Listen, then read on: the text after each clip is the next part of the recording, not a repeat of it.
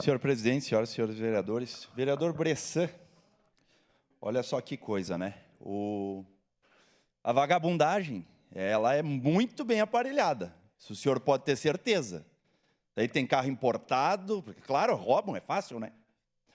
Carro importado, armamento de guerra dos mais top que tem. Então, nada mais justo que a gente tentar combater o crime do mesmo nível ou acima disso. É por isso que o 4º BP Choque tem SW4, viatura Toyota, Hilux. É por isso que o 12 também tem Corolla, Hilux. E tem que ser cada vez melhor. Tem que ser. Para combater as facções que estão se espalhando no estado do Rio Grande do Sul. Porto Alegre está espalhado, em Caxias do Sul estão querendo criar asa. Não dá para deixar se criar.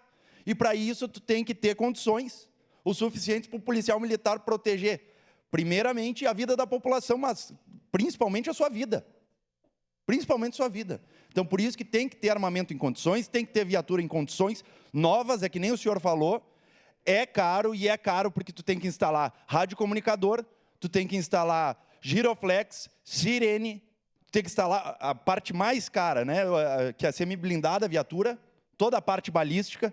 Então, todo um aparato caro. Não adianta, se tu vai pagar 200 mil num veículo, tu vai pagar 350, 400. Num veículo que é uma viatura. Que não adianta, tem que adaptar. Tem que adaptar para o bom andamento do serviço. Obviamente, presidente, vou votar favorável e parabéns, vereador Bressan, pela propositura.